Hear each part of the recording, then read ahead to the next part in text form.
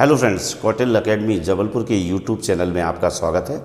आज के इस लेक्चर में मैं आपके सामने मध्य प्रदेश से जुड़े हुए कुछ तथ्य रख रहा हूं, जिनका संबंध दिसंबर माह में घटी हुई घटनाओं से है और मध्य प्रदेश से जुड़े हुए इन तथ्यों से संबंधित प्रश्न अक्सर मध्य प्रदेश लोक सेवा आयोग द्वारा ली जाने वाली मध्य प्रदेश प्रशासनिक सेवा परीक्षा तथा व्यापम द्वारा ली जाने वाली विभिन्न परीक्षाओं जैसे पटवारी इत्यादि में पूछे जाते हैं।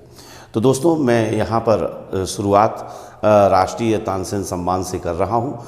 उल्लेखनीय है कि हाल ही में 19 दिसंबर को ग्वालियर में राष्ट्रीय तानसेन सम्मान 2021 का वितरण किया गया और 2021 का राष्ट्रीय तानसेन सम्मान प्रख्यात बांसुरी वादक नित्यानंद हल्दीपुर को दिया गया है। तो इस नाम को आप अच्छे से याद कर लें, क्योंकि राष्ट्रीय तानसेन सम्मान एक प्रतिष्ठित अवार्ड है और इससे जुड़े हुए प्रश्न पहले भी विभिन्न परीक्षाओं में पूछे जा चुके हैं।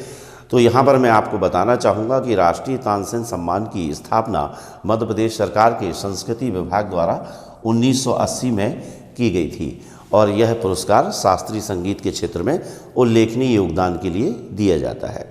यहाँ पर मैं आपको इस तथ्य से अवगत कराना चाहूँगा कि तानसेन का जन्म ग्वालियर के पास बेहट गांव में हुआ था और इनके बचपन का नाम रामतनु पांडे व इनके पिता का नाम मकरंद पांडे था और इनकी प्रतिभा को उस समय रीवा के तत्कालीन राजा रामचंद्र बघेल ने पहचाना और फिर इनकी प्रतिभा से प्रभावित होकर सम्राट अकबर ने इनको अपने नवरत्नों में स्थान दिया और इन्होंने अकबर के संरक्षण में अनेक रागों की रचना की, जिसमें सबसे उल्लेखनीय है दीपक राग।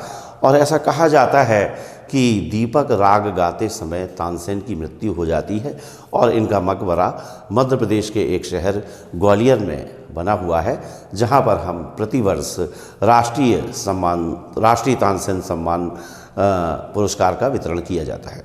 तो दोस्तों, इस वर्ष या 2021 का राष्ट्रीय तानसेन सम्मान प्रख्यात बांसुरी वादक नित्यानंद हल्दीपुर को दिया गया है। आशा है कि इस तथ्य को आप न केवल याद करेंगे और बल्कि आने वाली परीक्षाओं में इससे जुड़े हुए प्रश्न या तानसेन से जुड़े हुए प्रश्न पूछे जा सकते हैं। इसी क्रम में मैं आगे बढ़ते हुए आपको यह भी बताना चाहूँगा कि हाल ही में मध्य प्रदेश सरकार ने अपने सबसे बड़े पुरस्कार राष्ट्रीय महात्मा गांधी सम्मान, जिसमें पुरस्कार के रूप में 10 लाख रुपए की राशि दी जाती है, तो राष्ट्रीय महात्मा गांधी सम्मान से हाल ही में जोधपुर के एक संगठन राष्ट्रीय ग्रामीण विकास समिति को सम्मानित किया गया है। तो दोस्तों, यह तथ्य भी आपको याद रखना है कि जोधपुर की एक संस्था है जोधपुर ग्रामीण विकास समिति। तो मध्य प्रदेश सरकार ने 2021 के राष्ट्रीय महात्मा गांधी सम्मान से जोधपुर ग्रामीण विकास समिति को सम्मानित किया गया है। इसी तरह मध्य प्रदेश सरकार ने हाल ही में कबीर सम्मान की भी घोषणा की। उल्लेखनीय है, कबीर सम्मान हिंदी साहित्य के क्षेत्र में उल्लेखनीय योगदान के लिए दिया जाता है और वर्ष 2021 का कबीर सम्मान प्रख्यात लेखक श्याम सुंदर दुबे को प्रदान करने की घोषणा की गई है। इसी तरह मध्य प्रदेश सरकार ने संगीत के क्षेत्र में दिए जाने वाले लता मंगेशकर पुरस्कार से प्रख्यात संगीत वादक कुमार सानू को सम्मानित करने की घोषणा की है।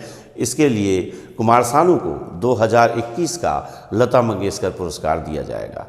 मैं आपको यह बताना चाहूँगा कि लता मंगेशकर को स्वर सामग्री के रूप में जाना जाता है और वो ऐसी गायिका हैं जिन्हें भारत सरकार पहले भारत रत्न से सम्मानित कर चुकी है।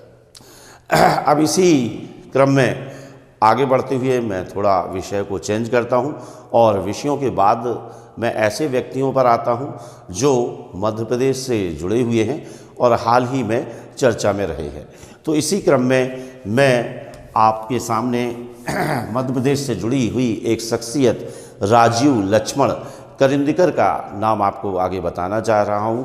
तो हाल ही में मध्य प्रदेश के इंदौर शहर से जुड़े हुए राजीव लक्ष्मण करंदीकर को राष्ट्रीय सांख्यिकी आयोग का अध्यक्ष बनाया गया है। उल्लेखनीय है, राष्ट्रीय सांख्यिकी आयोग का गठन वर्ष 2006 में रंगराजन समिति की सिफारिश पर किया गया था और इसका मुख्यालय दिल्ली में है। तो हाल ही में इस आयोग के अध्यक्ष पद पर इंदौर के एक व्यक्ति श्रीमान राजीव लक्ष्मण करंदीकर की नियुक्ति होगी। इसी क्रम में दोस्तों मैं आपको ये भी बताना चाहूँगा कि राष्ट्रीय स्तर पर कार्यरत राष्ट्रीय अनुसूचित जनजाति आयोग के अध्यक्ष भी वर्तमान में इंदौर से ही जुड़े एक व्यक्ति हर्ष चौहान हैं। तो इस तरह से ये ऐसे व्यक्ति थे जिन्हें हाल ही में दिसंबर माह में विभिन्न पदों पर भारत सरकार या मध्य प्रदेश सरकार ने नियुक्त किया है। इसी क्रम में मैं आपको ये बताना चाहूँगा कि हाल ही में मध्य प्रदेश मानव अधिकार आयोग के अध्यक्ष पद पर नियुक्ति के लिए हाई कोर्ट के पूर्व जस्टिस मनोहर ममतानी को चुना गया है। दोस्तों मैं आपको बताना चाहूँगा कि राज्य मानवाधिकार आयोग का गठन मध्य प्रदेश में 13 सितंबर 1995 में हुआ था और यह एक सांविधिक संस्था है। इसी क्रम में दोस्तों मैं आपको आगे बढ़ते हुए थोड़ा विषय को चेंज करूँगा और मैं अब आपके सामने कुछ ऐसे तथ्य रखना चाहता हूँ जो खेल से जुड़े हैं। तो हाल ही में भारत सरकार ने यह फैसला किया है कि यूथ इंडिया गेम्स के 5वें संस्करण का आयोजन भोपाल में किया जाएगा और ये गेम भोपाल में 30 जनवरी से 11 फरवरी के बीच आयोजित किए जाएंगे और इसके लिए मध्य प्रदेश के 8 शहरों का चुनाव किया गया है, जिनके नाम हैं भोपाल, इंदौर, ग्वालियर, उज्जैन, मंडला, खरगोन इत्यादि। उल्लेखनीय है खेलो इंडिया गेम्स जो है, खेलो इंडिया यूथ गेम्स सबसे पहले 2008 में दिल्ली में आयोजित हुए हैं और यह जो भोपाल में आयोजित होने वाला है 30 जनवरी से, ये खेलो इंडिया यूथ गेम्स का 5वां संस्करण है।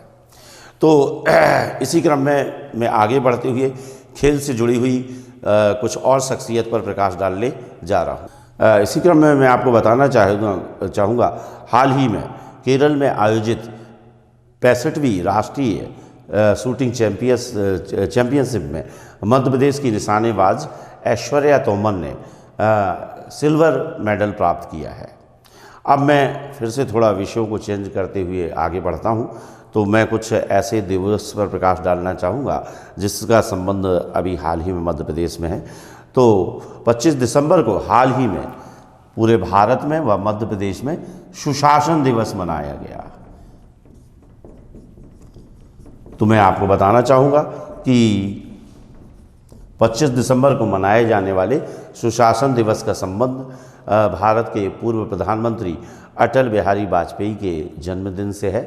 उल्लेखनीय है कि 25 दिसंबर 1914 को अटल बिहारी वाजपेयी का जन्म जो है मध्य प्रदेश के एक शहर ग्वालियर में हुआ था और इनके जन्मदिन पर ही मध्य प्रदेश सरकार व भारत सरकार सुशासन दिवस मनाती है।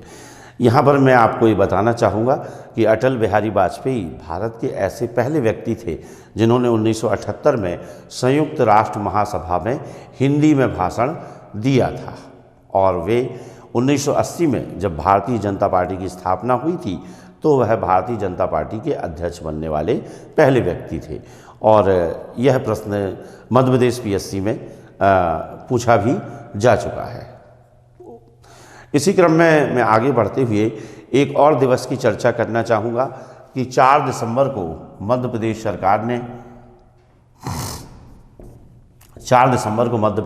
ने प्रसिद्ध स्वतंत्रता सेनानी टंट्या मामा भील के नाम पर बलिदान दिवस मनाने की घोषणा की है और इस वर्ष खरगोन के पास, इंदौर के पास एक जगह पाताल पानी में टंट्या मामा बलिदान दिवस का आयोजन किया गया। उल्लेखनीय है कि टंट्या मामा या टंट्या भील जातियों के बीच में रॉबिन हुड के नाम से प्रसिद्ध थे तथा इन्होंने 1857 के स्वतंत्रता संग्राम में भाग लिया और इनको बाद में अंग्रेज़ों ने जबलपुर जेल में फांसी दी थी। इसी क्रम में आगे चलते हुए मैं आपको 15 नवंबर में आयोजित होने वाले आदिवासी दिवस के बारे में कुछ चीज़ें बताना चाहूँगा। तो 15 नवंबर को आयोजित आदिवासी दिवस जो कि बिरसा मुंडा के जन्मदिन पर मनाया जाता है। हाल ही में 15 नवंबर 2022 को मध्य प्रदेश सरकार ने मध्य प्रदेश में पेशा एक्ट लागू करने की घोषणा की है। उल्लेखनीय है कि बिरसा मुंडा का संबंध झारखंड राज्य से है और इन्होंने ब्रिटिश काल में मुंडा विद्रोह का नेतृत्व किया और इन्हें मुंडा विद्रोही प्यार से उल्लू बुलून के नाम से जानते हैं। उल्लेखनीय है, हाल ही में मध्य प्रदेश राज्य वन जीव बोर्ड ने रानी दुर्गावती अभ्यारण्य को एक टाइगर रिजर्व बनाने की घोषणा की है। और यहाँ मैं आपको बताना चाहूँगा कि इसके पहले मध्य प्रदेश में एक ही टाइगर रिजर्व अभ्यारण्य था जिसका नाम था रातापानी अभ्यारण्य, जो कि रायसेन जिले में स्थित था। चूँकि हाल ही में आपने सुना होगा कि पालपुर कुनो अभ्यारण्य में नामीबिया से लाए हुए चीतों को छोड़ा गया है और ऐसी स्थिति में मध्य प्रदेश में एक टाइगर रिजर्व बनाने की मांग हो रही थी।